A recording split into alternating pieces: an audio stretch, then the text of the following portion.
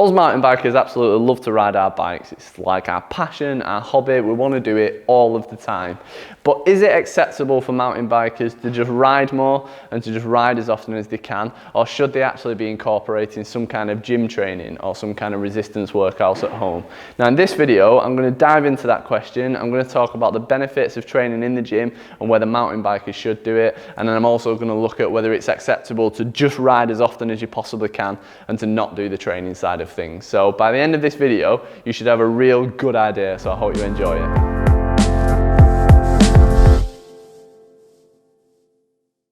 So first of all, let's talk about the downsides of only riding your bike and not doing any kind of training off the bike. Now, I love to ride as much as you. Like, I would love nothing more than to just ride 5 days a week and just absolutely love it.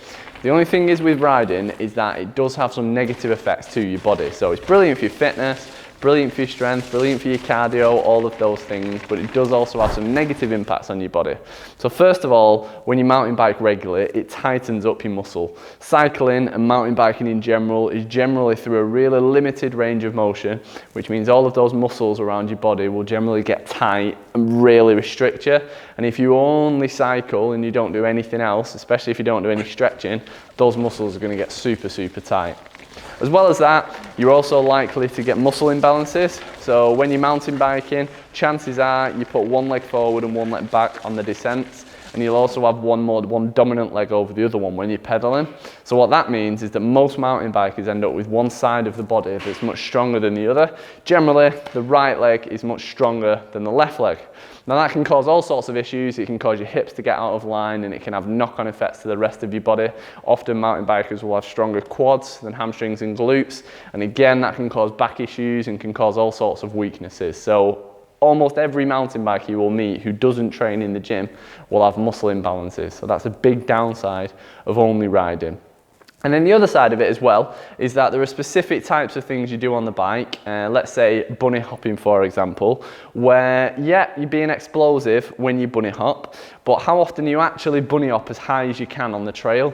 Very rarely. Most of the time it'll be on a descent and there's a quick obstacle that you've got to hop over and you've got to be explosive to get over it. Now, in the gym, if you were to do something similar, you're doing it repeated over and over and over again, whereas on a ride, you might only get that stimulus 3, 4, 10 times in a ride, something like that. So you're not actually doing those things repeatedly enough to build up your strength and to build up your power for them. Bunny hopping is just an example. Other examples might be really sharp climbs. It could be manualing, getting off the back of the bike. Loads of things which you do once or twice on a ride or a handful of times, but you're not doing repeatedly enough to build them up. So they're just some downsides to only riding. You've probably guessed that I'm a massive believer that every single mountain biker should hit the gym or should do some resistance training workouts. So I've told you kind of why you need to do that, but let's dive a little bit more into the actual benefits of training in the gym or of doing resistance training workouts at home.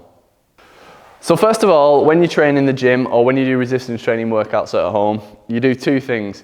You build up the strength in your muscles. So that means that if you do have a crash, if you do have a fall on the bike, you're far less likely to injure yourself because your muscles can actually absorb that impact.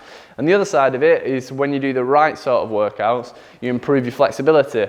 And that again means that if you have a crash, if you have a fall on the bike, if you extend a muscle further out than where it's comfortable, that increased flexibility will make your muscle more likely to be able to handle that stretch, that impact, rather than snapping on impact. So training in the gym makes you much, much less likely to injure yourself. It strengthens up your muscles, strengthens up your tendons, actually increases your bone density, so your bones are literally stronger. So resistance training in the gym or at home has huge benefits. It massively decreases your chance of injury. The second benefit of training in the gym is that you can do exercises that will improve your movement on the bike. So imagine you're descending on the bike, you've got to be able to get into all sorts of positions. You've got to be able to get your hips out, for example, in the corners and get your foot down. If you're manualing up something, you need to be able to get your weight back towards that back tyre and go into that hip hinge movement. So mountain biking is a very dynamic sport where you're moving around lots on the bike. So what training in the gym with the right exercises allows you to do is improve your movement in the gym so that you can move more on the bike and you're more dynamic on the bike. So it really improves your ability to move around on the bike and get into those positions that you need to get in to be able to move properly on the bike, both up and down the hills. Next up, earlier in the video, I talked about developing muscle imbalances. So when you only ride, chances are you'll get one leg that is stronger than the other one and one leg that's much, much weaker. So when you're in the gym, you can do single limb exercises, so things like Bulgarian split squats, single arm exercises, and what they do is build up the strength on that weaker leg so that you can correct that muscle imbalance. That will make you much stronger on the bike because you won't have that massive weakness and you won't have that Achilles heel, and it'll also make you less likely to injure yourself as well because again, you're more balanced, everything is strong, and if everything is supportive and everything's in balance, so it really helps you correct that muscle imbalance. So that's a massive benefit for us mountain bikers. And then one of the final benefits I'm going to talk about in today's video, although there are literally hundreds, is that it makes you much stronger on the bike. So you can only get so strong from pedaling more, from attacking climbs more. You kind of have a limit of strength that you can build. Now, if you come into the gym and you do heavy weights, you do heavy squats, heavy deadlifts, heavy bench presses, things like that, you're going to become much stronger than you actually need to be for biking. And what that does is it allows you to be able to tackle absolutely anything that gets thrown at you in the trail because your muscles are stronger than they need to be able to handle it.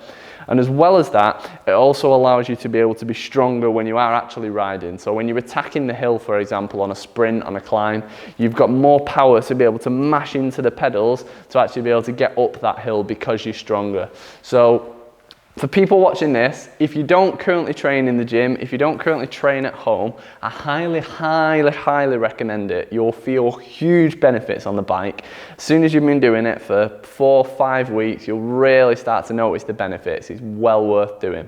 If you'd like my help with it, just head to the website and check out my 12-week or my 16-week program. It's just mtb.fitness, no .com or anything like that, just www.mtb.fitness, or you can click the link in the bio either, and then that'll send you straight through to it. Thanks so much for watching, and I look forward to another one.